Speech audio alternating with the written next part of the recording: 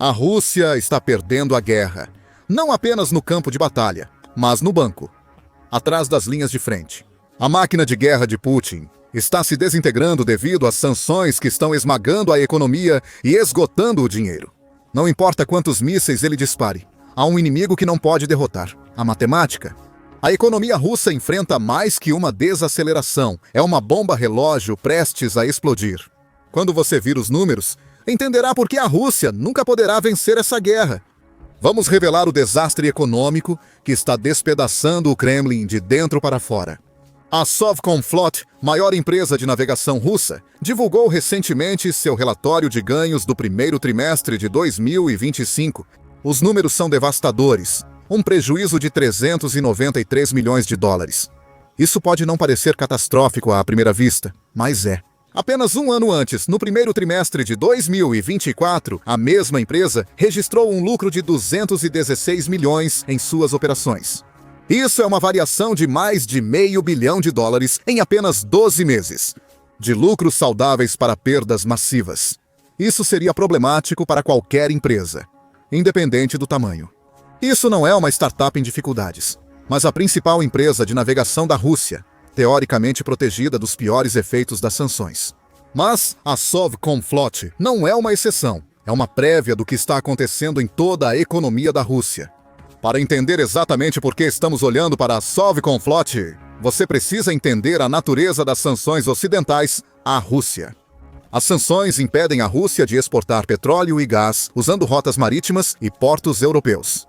Para evitar sanções, empresas russas de navegação, como a Sovcomflot, estão usando a frota sombra para transportar petróleo.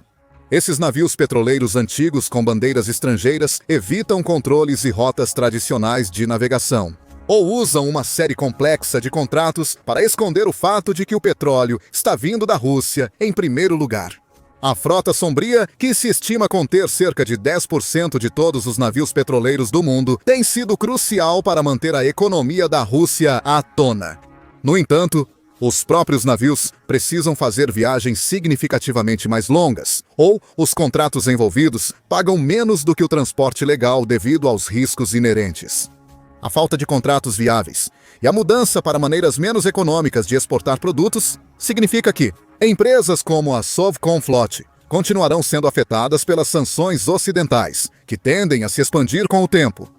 Alemanha, Estônia e Finlândia estão sob os holofotes após apreenderem ou intensificarem a inspeção de navios russos no Mar Báltico. A Suécia anunciou que irá inspecionar cada navio que encontrar em sua zona econômica exclusiva, que se estende até a única rota de navegação entre o Mar Báltico, o Mar do Norte e o Atlântico. A frota da Rússia não é mais poderosa ou ameaçadora o suficiente para escoltar cada navio da frota sombra na região.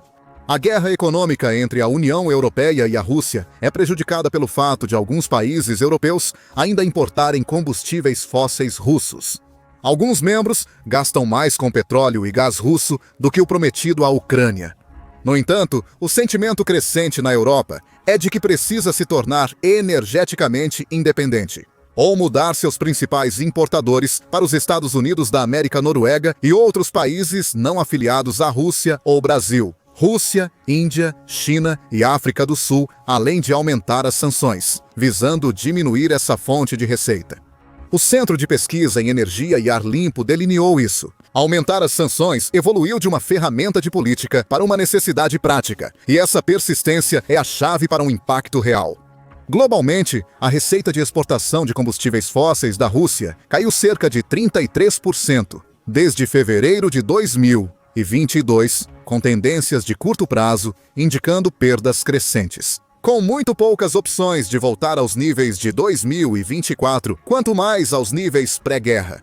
As exportações de petróleo e gás da Rússia são apenas uma das alavancas para financiar sua economia.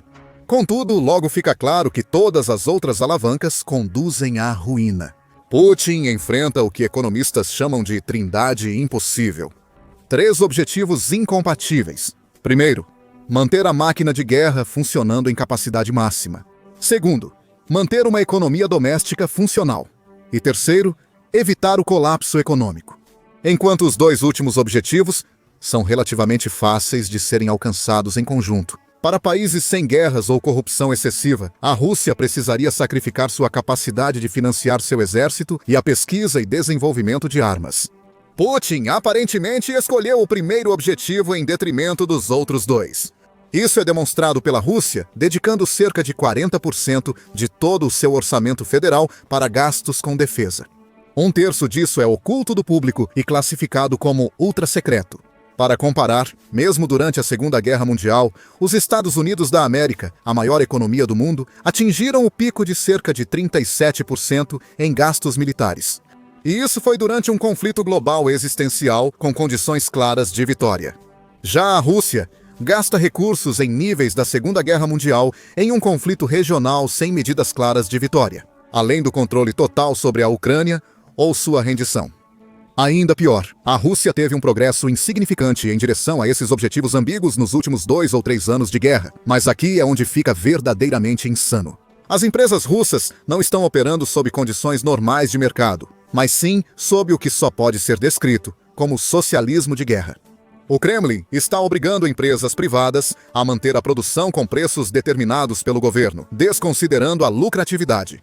Quando essas empresas inevitavelmente começam a perder dinheiro, o governo força os bancos russos a emitir empréstimos a taxas abaixo do mercado. Isso tem efeitos a longo e curto prazo em todo o sistema econômico. As taxas do Banco Central superam 20%, mas empresas conectadas conseguem empréstimos a 7 a 9%. Porém, essas empresas devem pagar o necessário para contratar funcionários em um mercado com desemprego abaixo de 2%. Uma taxa de desemprego baixa pode parecer positiva, mas está abaixo do nível saudável de 3-4%. Isso sinaliza que o país enfrenta sérias escassez de mão de obra. A escassez de mão de obra gera inflação salarial, com empresas atraindo trabalhadores através de pagamentos mais generosos, necessitando de mais empréstimos para se financiar. Simultaneamente, a Rússia fez com que a maioria de suas grandes empresas pertencessem a indivíduos dentro do país. A escassez de financiamento internacional obriga os cidadãos russos a comprar e negociar títulos para as empresas. Se isso falhar, a empresa inteira pode colapsar de dentro para fora. Como resultado, as empresas russas acumulam grandes dívidas enquanto são impedidas de tomar decisões de negócios necessárias para se manterem lucrativas. É um pseudo-capitalismo, um socialismo fracassado com fachada corporativa. Para combater isso, a Rússia aumentou impostos para empresas e cidadãos, com elevações significativas em diversos setores e tipos de tributação. Isso pressiona a economia doméstica a ser autossuficiente, enquanto 40% é drenado para investimentos no complexo militar-industrial e na guerra. Os bancos russos que concedem empréstimos estão realizando um delicado equilíbrio. Atualmente, eles mantêm apenas 95% de ativos líquidos abaixo do padrão internacional de 20 a 30%. Em português, claro, se os cidadãos russos quisessem retirar seu dinheiro em massa, o sistema bancário entraria em colapso rapidamente, pois o banco só conseguiria liquidar menos de 10% dos depósitos de seus clientes. Se isso parece improvável, considere o recente anúncio de que o Ministério do Interior da Rússia propôs proibir oficialmente empréstimos pessoais para evitar fraudes. Embora possa funcionar como sugerido, na prática, é mais provável que seja apenas uma forma dos bancos prevenirem mais empréstimos, o que agravaria sua crise de liquidez. Quando seu governo cogita proibir empréstimos, seu sistema financeiro está em declínio terminal. Mesmo que a Rússia solucionasse seus problemas econômicos rapidamente, ela enfrenta um problema mais fundamental: está ficando sem pessoas. As estimativas atuais colocam as baixas militares russas em mais de 1 milhão entre mortos e feridos. De acordo com o Ministério da Defesa da Ucrânia e estimativas do Centro de Estudos Estratégicos e Internacionais, o número chegará a 1 milhão até o fim do verão de 2025. E isso é só o início do pesadelo demográfico russo. Outros 90 mil russos estimados fugiram do país para evitar o recrutamento, um número relatado em 2023 e ainda ecoado em 2024. Estimativas variam, mas a maioria coloca o total entre 50 mil e 1 milhão, sendo a maior onda de emigração desde 1917. Não há dados exatos sobre a emigração russa nos últimos 12 meses, mas a maioria dos relatos sugere que os emigrantes russos não pretendem voltar ao país. Supondo que um terço desses são homens em idade militar, sendo o restante mulheres e crianças em proporções iguais, uma estimativa bruta. Mais de 12 milhões de homens e outras 30 mil mulheres podem ter sido apagados da economia da Rússia ao longo de 3 anos. Lembre-se, a Rússia já enfrentava uma crise demográfica antes da guerra. As baixas taxas de natalidade após o colapso soviético, com um mínimo histórico de apenas 12 nascimentos por mulher no final dos anos 90, significam que não há jovens suficientes para repor essas perdas. A Rússia possui uma economia muito problemática e tem explorado até mesmo sua população para manter o esforço de guerra. Mas mesmo esse esforço de guerra tem sido errante. Lembra da jogada inicial da Rússia? No aeroporto de Rostomel, paraquedistas de elite deveriam estabelecer uma ponte aérea para trazer reforços e suprimentos rapidamente para o ataque a Kyiv. Recrutas ucranianos conseguiram manter o aeroporto por horas cruciais contra supostas unidades de elite. E toda a operação desmoronou, levando a dificuldades logísticas adicionais ao norte de Kyiv. Isso resultou no infame comboio de 40 milhas em direção à capital ucraniana, um engarrafamento de blindados russos que ficou sem combustível perto da fronteira. As forças ucranianas podiam escolher os veículos livremente, enquanto o mundo assistia à incompetência militar russa se desenrolar em tempo real por imagens de satélite. Após 2 anos, a Rússia estava utilizando peças de museu nas batalhas. Tanques T-60 e 2 dos anos 1960, T-55 dos anos 1950 e relatórios até sugerem que T-34S da Segunda Guerra Mundial estão aparecendo. Por outro lado, sua suposta armadura moderna, como os T-90Ms e o T-14 Armata, foi destruída ou completamente retirada em 2 semanas após a implantação. Retirar tanques de 80 anos do armazenamento não significa projetar uma capacidade militar de ponta. A Ucrânia mostrou que a guerra moderna não exige recursos de superpotência, mas inovação, adaptabilidade e uso inteligente da tecnologia. Enquanto a Rússia hesitava, a Ucrânia construía algo mais valioso: um compromisso europeu genuíno e duradouro com seus objetivos. A Alemanha, antes relutante em enviar até armas soviéticas reformadas, se tornou um dos principais fornecedores militares da Ucrânia. O país também implementou um novo plano de gastos militares, permitindo empréstimos de até 800 bilhões de dólares para modernizar seu exército e aprimorar a pesquisa e produção nacionais. A Polônia está criando o que logo será o maior exército da Europa, feito para se opor à agressão russa. A Finlândia e a Suécia não apenas se juntaram à OTAN, eles estão levando seus complexos militares industriais à capacidade máxima. O Reino Unido enviou à Ucrânia protótipos de ponta de sistemas antiaéreos, projetados para utilizar os suprimentos soviéticos que a Ucrânia já possui. A França passou a fornecer jatos Mirage 2000 para a Ucrânia, reduzindo a dependência ucraniana de tecnologia e atualizações antigas dos Estados Unidos da América. Não é caridade, mas investimento estratégico. Se a Ucrânia cair, a Europa pode ser a próxima, e a OTAN ainda não está disposta a enviar suas tropas para lutar contra a Rússia. Ainda assim, países como a França já propuseram fazer exatamente isso na Ucrânia. A abordagem europeia tem sido metódica e devastadora. Isso contrastou com os Estados Unidos da América, mudando repetidamente de lado na diplomacia Rússia-Ucrânia e apaziguando a Rússia. Devido à longa amizade pessoal do presidente Donald Trump com Putin, Trump assumiu o cargo prometendo terminar a guerra na Ucrânia em 24 horas. Com sua personalidade de negociador, Trump adotava uma abordagem clássica. Traga ambos os lados para a mesa, aplique pressão e surja como o herói pacificador. Mas Putin não tinha intenção de jogar junto. Trump passou meses oferecendo concessões políticas a Moscou, buscando construir boa vontade para um grande acordo. Sua administração mudou o tom do G7 para não acusar a Rússia de agressão. Os Estados Unidos da América desmantelaram a força-tarefa de Yale, que rastreava crianças ucranianas roubadas. O secretário de Estado Marco Rubio afirmou publicamente que os Estados Unidos da América não fizeram concessões à Rússia, mas os sinais políticos eram claros. Enquanto isso, Trump insistia em manter as oportunidades comerciais com a Rússia, apesar do comércio Estados Unidos da América. Rússia representar apenas 0,066% do total do comércio dos Estados Unidos em 2024. A Rússia estava ausente das reformas tarifárias de Trump, que levaram a uma guerra comercial entre Estados Unidos da América, Canadá, México e China. Trump estava pronto para prejudicar as relações com aliados da Segunda Guerra Mundial por causa de relações comerciais insignificantes para a economia dos Estados Unidos da América absurdo.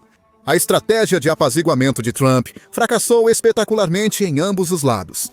Putin, encorajado pelas rápidas mudanças de Trump de uma declaração para a próxima, tornou-se ainda mais distante da realidade da incapacidade da Rússia de capturar mais terras e progredir na Ucrânia.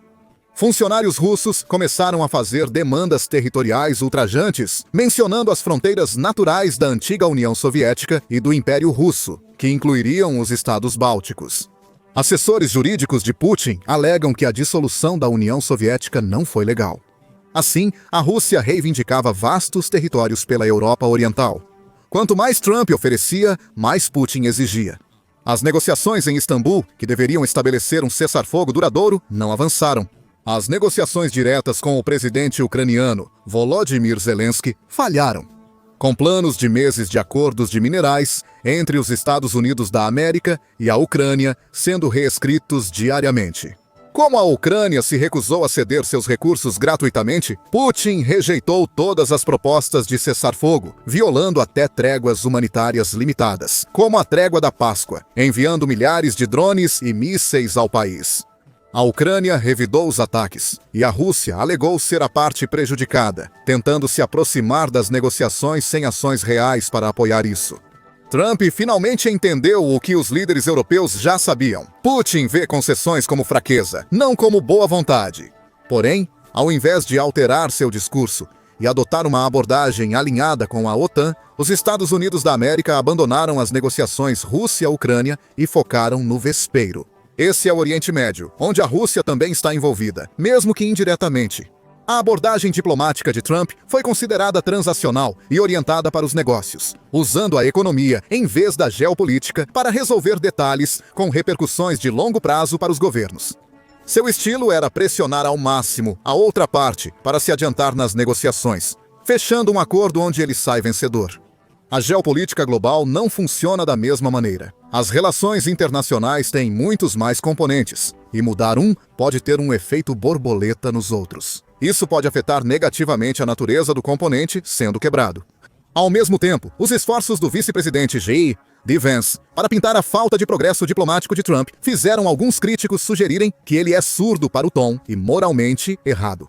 A combinação ineficaz de presidente e vice-presidente fez aliados da OTAN questionarem a veracidade das reivindicações do Ministério das Relações Exteriores dos Estados Unidos da América e seu alinhamento com os objetivos básicos da aliança. Enquanto Trump perseguia fantasias diplomáticas, líderes europeus construíam soluções concretas. O que realmente prejudica as perspectivas de longo prazo da Rússia é que o apoio europeu é mais sustentável e estrategicamente coerente do que qualquer coisa oferecida por Trump. O apoio europeu é institucional, diferente da diplomacia personalista de Trump. Está integrado em orçamentos de defesa, planejamento industrial e doutrina militar. Quando a Alemanha se compromete a treinar pilotos ucranianos, esses pilotos voarão em aeronaves europeias com suporte logístico europeu por décadas. Mais importante, os líderes europeus entendem que isso não é apenas sobre a Ucrânia, mas sobre toda a arquitetura de segurança pós-guerra na Europa. Portanto, mesmo países historicamente neutros, como a Suíça, estão apoiando a Ucrânia. A abordagem europeia é mais sustentável economicamente. Ao invés de gestos grandiosos, os europeus estão construindo capacidade industrial de longo prazo. Empresas de defesa europeias estão se adaptando para fabricar equipamentos compatíveis com os da Ucrânia. Isso gera empregos, desenvolve expertise e assegura a continuidade do suporte, apesar de mudanças políticas em países específicos. Ademais, tais estratégias de longo prazo prejudicam diretamente os esforços de Trump e Putin para aumentar a dependência europeia do apoio externo. A França propôs a remoção de ogivas nucleares americanas de bases na Alemanha, Bélgica e Holanda, com o Reino Unido e a França fornecendo dissuasão nuclear para a Europa. As nações europeias construíram uma rede de apoio sistemática enquanto elaboram a mais eficaz campanha de guerra econômica da história moderna. Apesar da Rússia parecer resistir às sanções iniciais, os efeitos a longo prazo provavelmente estão surgindo agora. As novas sanções da União Europeia. A petroleiros da Frota Sombra afetaram severamente empresas como a Sovcomflot, atingindo 189 navios no último pacote. Os líderes europeus estão sistematicamente desmantelando a capacidade da Rússia de financiar a guerra através de sanções estratégicas, não aleatórias. Na perspectiva de Putin, ele trocou seu ativo ocidental mais valioso, o apoio político de Trump, sem obter nada em troca, sem ganhos territoriais, alívio de sanções ou reconhecimento diplomático. Foi um fracasso estratégico total. Após a retirada dos Estados Unidos da América das negociações, a Europa continuou, e a Rússia segue em conflito com a Ucrânia, que recebe armamento ocidental.